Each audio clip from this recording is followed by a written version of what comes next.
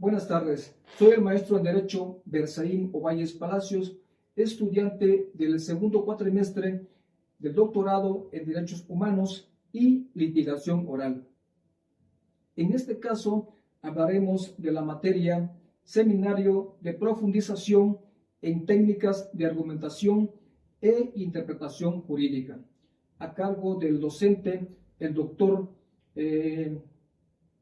Moisés Abraham Espino Mota. El tema a tratar será la contradicción de tesis 293/2011 y de los argumentos jurídicos y las falacias. Oaxaca de Juárez, Oaxaca, a 21 de enero del 2024. Si bien la denuncia de contradicción de tesis proviene de parte legítima de conformidad con lo previsto por los artículos 107, fracción 13, constitucional, y 227, fracción segunda, de la Ley de Amparo, toda vez que fue formulada por el autorizado de quien fue parte en el juicio de amparo directo 1060/2008, asunto del que resultaron dos de los criterios en contradicción. Ahora bien, los tratados internacionales suscritos por México obligan a todas las autoridades a llevar a cabo los actos necesarios para cumplir con las obligaciones asumidas en la implementación de las medidas que hagan efectivos los derechos humanos previstos en los mismos. De igual manera, como dichos tratados forman parte de la Ley Suprema de la Unión, se debe aplicar de manera obligatoria el principio pro persona, mismo que establece que la interpretación jurídica siempre debe buscar el mayor beneficio para la persona.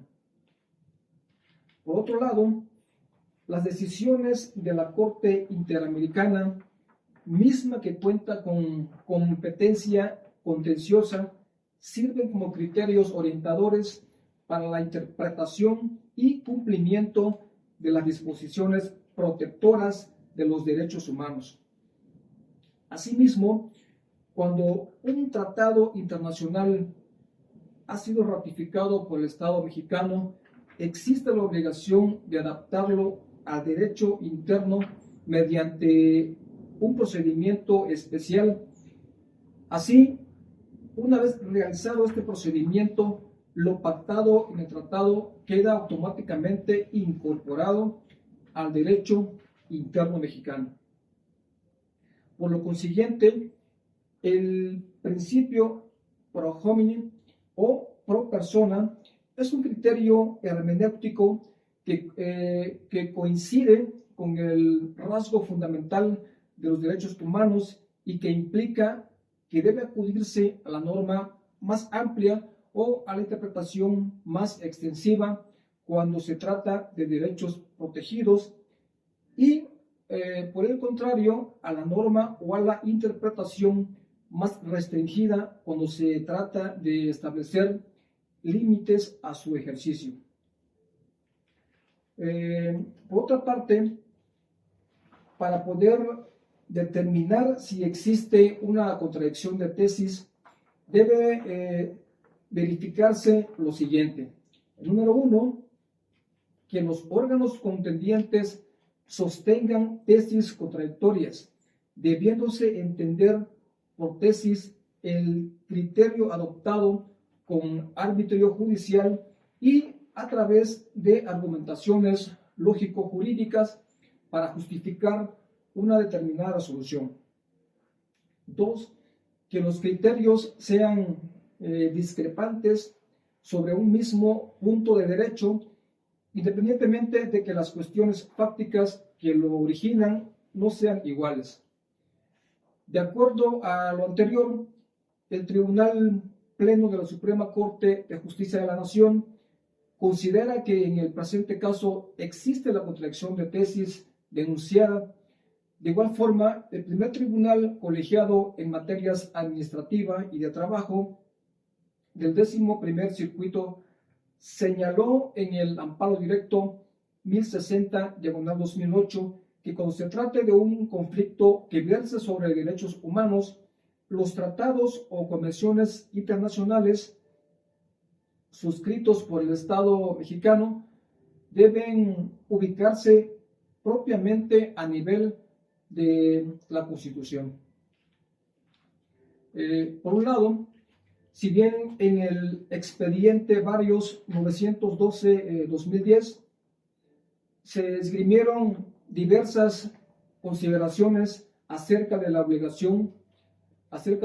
obligatoriedad, de las sentencias condenatorias al Estado mexicano de la Corte Interamericana de Derechos Humanos. Tal decisión no constituye jurisprudencia, por lo que sigue siendo relevante resolver tal cuestión. Y, por otro lado, en dicha resolución no se resolvió el tema de la jerarquía de los tratados en materia de derechos humanos. En ese sentido, la doctrina jurisprudencial vigente de esta Suprema Corte de Justicia de la Nación considera que el artículo 133 constitucional contiene diversas normas, dentro de las cuales destacan las que constituye el postulado principal del principio de supremacía constitucional y la que sienta los parámetros bajo los cuales se ha construido la jerarquía normativa del ordenamiento jurídico mexicano. Ahora bien, pasando al siguiente tema, los métodos de interpretación no solo son útiles para formular una interpretación, sino para justificarla. Cumplen, por tanto, dos funciones. Una heurística para encontrar la interpretación adecuada o más correcta, y una función justificatoria para validar, sostener, comprobar o justificar la interpretación de una norma o de una premisa normativa. Para la hermenéutica, la condición histórica de donde surge la norma jurídica es fundamental para comprenderla y contrastarla en el presente y proyectarla hacia el futuro. De igual manera, la interpretación evolutiva es muy útil para resolver problemas en plenitud del ordenamiento. Si las normas no se interpretan evolutivamente, muchos supuestos de hecho no incluidos en los significados originales no podrían ser regulados, originándose con ello la aparición de lagunas. Asimismo, la interpretación funcional se basa en tres tipos de argumentos. Tenemos al teleológico, el genético o psicológico y el llamado argumento de la naturaleza de las cosas. La modificación de las circunstancias concretas y que son relevantes y que orillan a nuevos significados de la norma implican para el juzgador el deber de argumentar esa nueva trascendencia social o fáctica. El empleo de los distintos argumentos puede dar lugar a significados normativos distintos. Por ejemplo, el empleo del método literal podría arrojar significados normativos diversos. Así empleamos los métodos sistemáticos o teleológico. Los enunciados dogmáticos son auxiliares en la argumentación jurídica, pues permiten usar o emplear las definiciones doctrinales de conceptos y términos jurídicos en las decisiones de autoridad.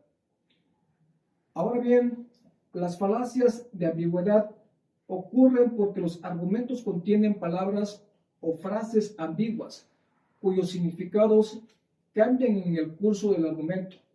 Una clasificación racional de las falacias las divide en formales e informales. Las principales falacias formales son la afirmación del consecuente y la de la negación del antecedente. Las falacias informales se dividen en falacias de irrelevancia y de ambigüedad. En ocasiones existen argumentos que a simple vista pueden parecer argumentos falaces, pero al contextualizar encontramos que tienen visos de validez y que por lo mismo no pueden ser descartados sin la correspondiente justificación.